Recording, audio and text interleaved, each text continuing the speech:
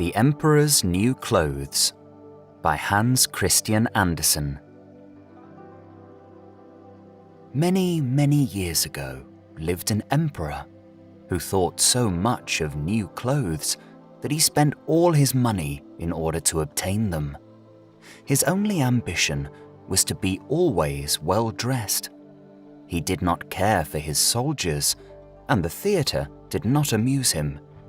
The only thing, in fact, he thought anything of was to drive out and show a new suit of clothes. He had a coat for every hour of the day, and as one would say of a king, he is in his cabinet, so one could say of him, the emperor is in his dressing room. The great city where he resided was very gay. Every day, many strangers from all parts of the globe arrived.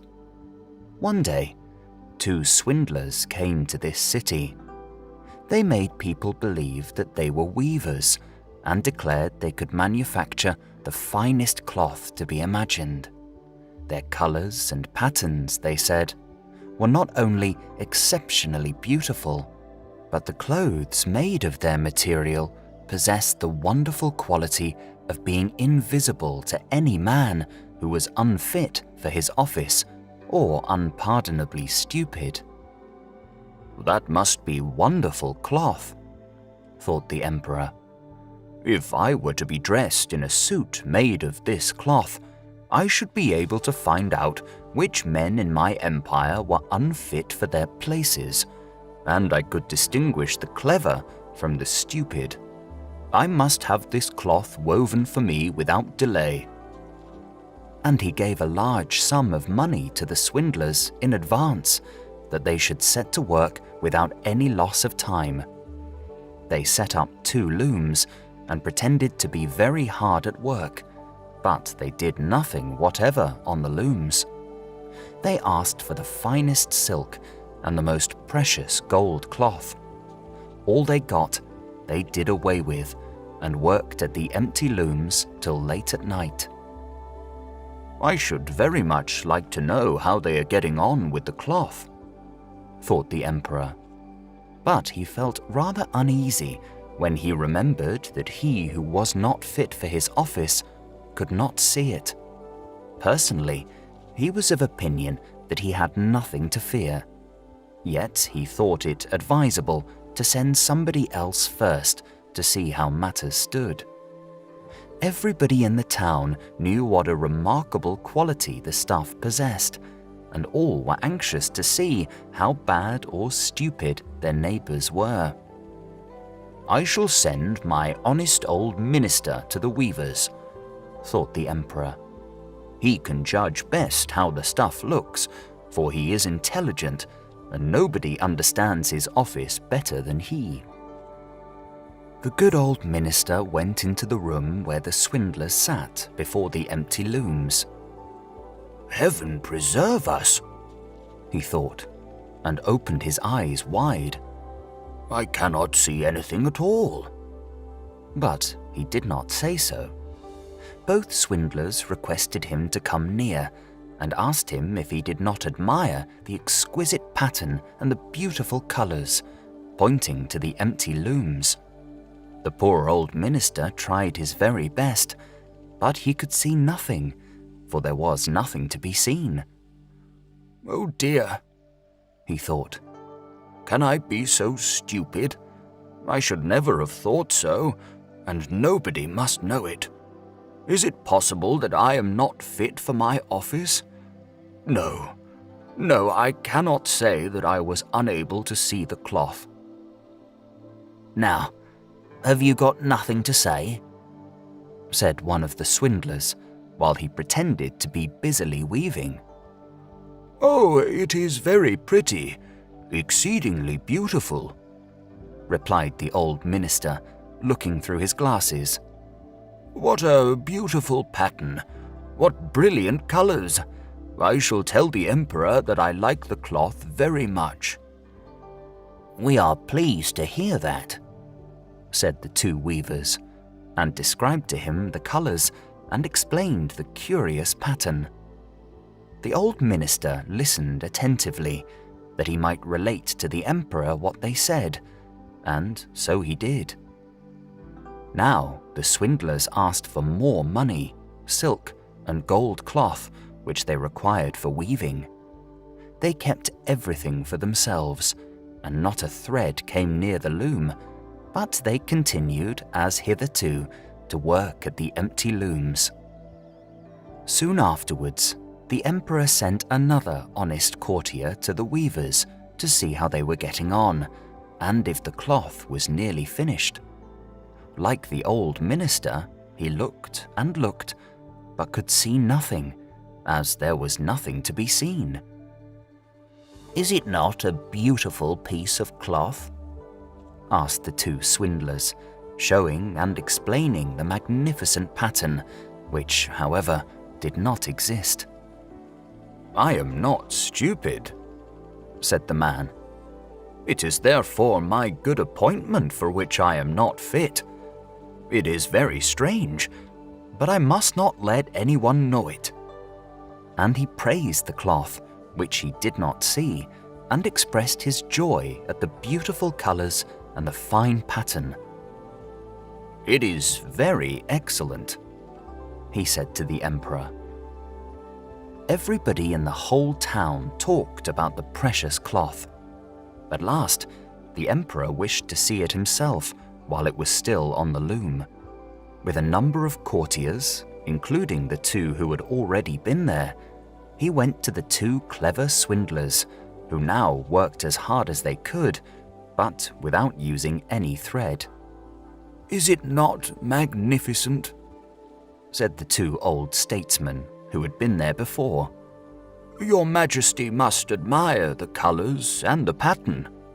And then they pointed to the empty looms, for they imagined the others could see the cloth. "What is this?" thought the emperor. "I do not see anything at all. That is terrible. Am I stupid? Am I unfit to be emperor? That would indeed be the most dreadful thing that could happen to me." "Really," he said, turning to the weavers, "your cloth has our most gracious approval." And nodding contentedly, he looked at the empty loom, for he did not like to say that he saw nothing. All his attendants who were with him looked and looked, and although they could not see anything more than the others, they said, like the emperor, "It is very beautiful." And all advised him to wear the new magnificent clothes at a great procession which was soon to take place. "It is magnificent, beautiful, excellent," one heard them say. Everybody seemed to be delighted, and the emperor appointed the two swindlers imperial court weavers. The whole night previous to the day on which the procession was to take place, the swindlers pretended to work and burned more than 16 candles. People should see that they were busy to finish the emperor's new suit. They pretended to take the cloth from the loom and worked about in the air with big scissors and sewed with needles without thread, and said at last, "The emperor's new suit is ready now."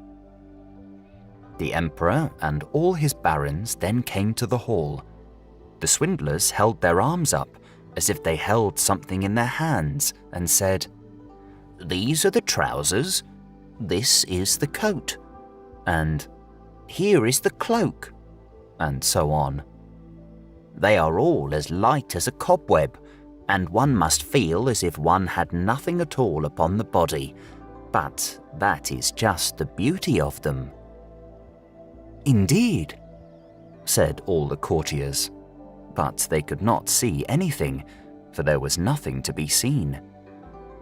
"Does it please your Majesty now to graciously undress," said the swindlers, "that we may assist your Majesty in putting on the new suit before the large looking-glass?" The emperor undressed, and the swindlers pretended to put the new suit upon him, one piece after another, and the emperor looked at himself in the glass from every side. "How well they look! How well they fit!" said all. "What a beautiful pattern! What fine colors! That is a magnificent suit of clothes." The master of the ceremonies announced that the bearers of the canopy, which was to be carried in the procession, were ready. "I am ready," said the emperor. "Does not my suit fit me marvelously?" Then he turned once more to the looking-glass, that people should think he admired his garments. The chamberlains, who were to carry the train, stretched their hands to the ground as if they lifted up a train and pretended to hold something in their hands. They did not like people to know that they could not see anything. The emperor marched in the procession under the beautiful canopy, and all who saw him in the street and out of the windows exclaimed, "Indeed, the emperor's new suit is incomparable. What a long train he has! How well it fits him!" Nobody wished to let others know he saw nothing, for then he would have been unfit for his office or too stupid. Never emperor's clothes were more admired. "But he has nothing on at all," said a little child at last. "Good heavens, listen to the voice of an innocent child," said the father, and one whispered to the other what the child had said. "But he has nothing on at all," cried at last the whole people. That made a deep impression upon the emperor, for it seemed to him that they were right. But he thought to himself, "Now I must bear up to the end." And the chamberlains walked with still greater dignity, as if they carried the train, which did not exist.